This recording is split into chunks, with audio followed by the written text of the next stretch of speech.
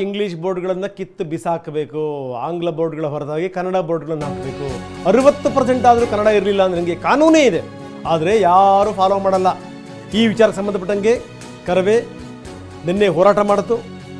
ನಾರಾಯಣಗೌಡರನ್ನ ಬಂಧಿಸಲಾಗಿತ್ತು. ಈಗ ಅವರನ್ನು ಜೈಲಿಗೆ ಶಿಫ್ಟ್ ಮಾಡಲಾಗ್ತಾ ಇದೆ. ನಾರಾಯಣಗೌಡ ಸೇರಿದಂತೆ 29 ಕಾರ್ಯಕರ್ತರನ್ನ ಈಗ ಪರಪ್ಪನ ಅಗ್ರಹಾರ ಜೈಲಿಗೆ ಕರ್ಕೊಂಡು ಹೋಗ್ತಾ ಇದ್ದಾರೆ. ಬಂಧಿತ ಕರವೇ ಕಾರ್ಯಕರ್ತರು ಮತ್ತು ನಾರಾಯಣಗೌಡರು ಅವ್ರನ್ನ ಜೈಲಿಗೆ ಕರ್ಕೊಂಡು ಹೋಗ್ತಾ ಇದ್ದಾರೆ ಪೊಲೀಸರು. ಜನವರಿ 10ರವರೆಗೆ ನ್ಯಾಯಾಂಗ ಬಂಧನ ನೀಡಿ ನ್ಯಾಯಾಧೀಶರು ಆದೇಶ ಕೊಟ್ಟಿದ್ದಾರೆ. ಹೊಸ ವರ್ಷ ಜೈಲಲ್ಲೇ.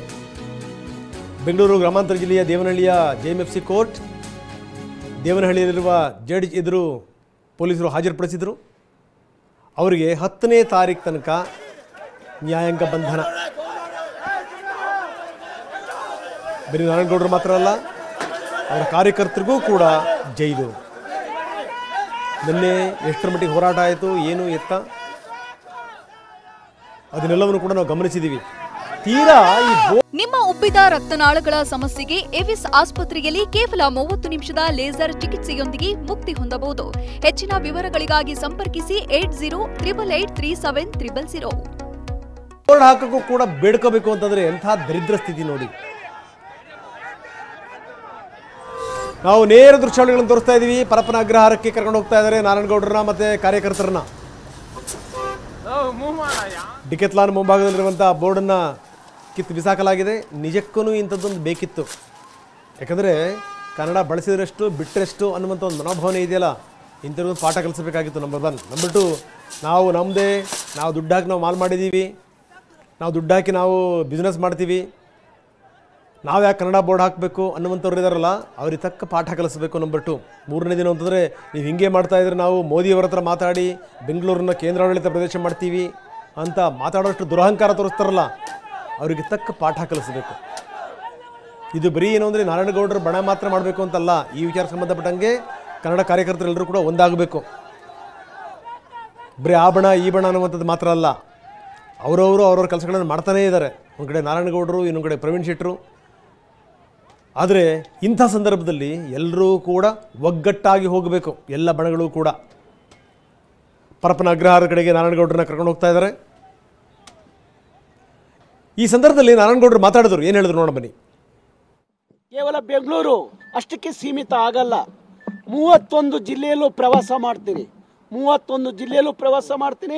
31 ಜಿಲ್ಲೆಯಲ್ಲೂ ಕನ್ನಡ ಇಲ್ಲದ ನಾಮಫಲಕಗಳನ್ನ ಕಿತ್ತು ಒಗಿತೀವಿ, ಕಿತ್ತು ಎಸಿತೀವಿ.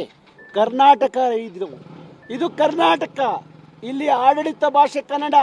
ಈ ಸರ್ಕಾರಕ್ಕೆ ನಾಚಿಕೆ ಆಗಬೇಕು. ಏನು ಇವರೇ ಮಾಡಿದಂಥ ಕಾಯ್ದೆ, ಇವರೇ ಏನು ಕಾಯ್ದೆ ಮಾಡಿದ್ರಿ?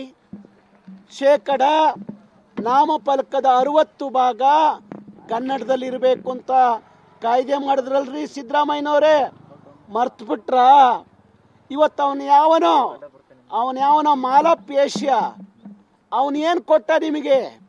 ಅವನಿಗೆ 100 ಜನ ಪೊಲೀಸ್ ವ್ಯವಸ್ಥೆಯನ್ನು ಕೊಟ್ಟು ಅವನ್ನ ಬಂದೋಬಸ್ತ್ನಲ್ಲಿ ಇಡ್ತಿರಲ್ಲ, ಅವನಿಗೆ ಬಂದೋಬಸ್ತ್ ಮಾಡಿ ರಕ್ಷಣೆ ಮಾಡ್ತಿರಲ್ರಿ. ಕನ್ನಡ ನಾಮಫಲಕ ಹಾಕ್ತಾ ಇದ್ದಂಥ ಮಾಲಾಪೇಶ್ಯವನ್ನ ಪೊಲೀಸ್ ಸೆಕ್ಯೂರಿಟಿಯಲ್ಲಿ ಬಂದೋಬಸ್ತ್ ಮಾಡ್ತಿರಲ್ರಿ. ಕನ್ನಡದ ಹೋರಾಟಗಾರನ ನಡೆಸ್ಕೊಳ್ಳೋ ರೀತಿ ನೀತಿ ನಿಮಗೆ ಗೊತ್ತಿದೆಯೇನ್ರಿ? ನಾವೇ ನಮ್ಮ ಮನೆಗಾಗಿ ಹೋರಾಟ ಮಾಡ್ತಾ ಇದ್ದೀವ? ಕನ್ನಡದ ನೆಲ ಜಲ, ನಮ್ಮ ಭಾಷೆ, ನಮ್ಮ ಜನರ ಬದುಕು ಅಂತ ಹೇಳಿ ನಾಡಿನ ಮಕ್ಕಳ ಭವಿಷ್ಯಕ್ಕೋಸ್ಕರ, ನಾಡಿನ ಇತಿಹಾಸಕ್ಕೋಸ್ಕರ ಹೋರಾಟ ಮಾಡ್ತಾ ಇದ್ದೀವಿ.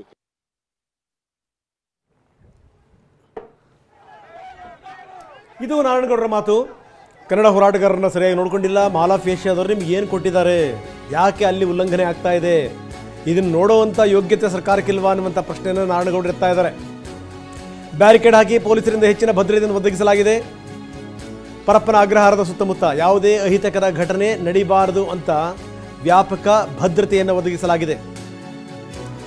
ಪರಪ್ಪನ ಅಗ್ರಹಾರದ ಬಳಿ ಪೊಲೀಸರು ಬಂದೋಬಸ್ತನ್ನು ಮಾಡಿದ್ದಾರೆ, ಹದ್ದಿನ ಕಣ್ಣಿಟ್ಟಿದ್ದಾರೆ. ಯಾವುದೇ ಕಾರಣಕ್ಕೂ ಅಹಿತಕರ ಘಟನೆಗಳು ಆಗಬಾರದು ಅಂತ ಜನವರಿ 10ನೇ ತಾರೀಕು ತನಕ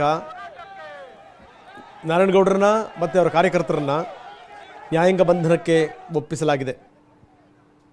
10ನೇ ತಾರೀಕು ತನಕ ಹೀಗಾಗಿ ಈಗಾಗಲೇ ಪೊಲೀಸರು ಅವ್ರನ್ನ ಕರ್ಕೊಂಡು ಹೋಗ್ತಾ ಇದ್ದಾರೆ ಜೈಲಿನ ಕಡೆಗೆ.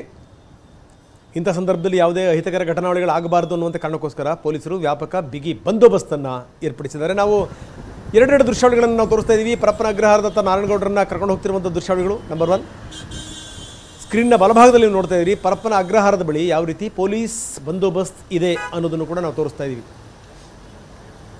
ನಾವೀಗ ನೋಡ್ತಿರುವಂಥದ್ದು ನೇರ ದೃಶ್ಯಗಳನ್ನು ಪರಪ್ಪನ ಅಗ್ರಹಾರ ಜೈಲಿನತ್ತ ನಾರಾಯಣಗೌಡರನ್ನ ಕರ್ಕೊಂಡು ಹೋಗ್ತಿರುವಂತಹ ದೃಶ್ಯವನ್ನು ನೋಡ್ತಾ ಇದ್ದೀವಿ.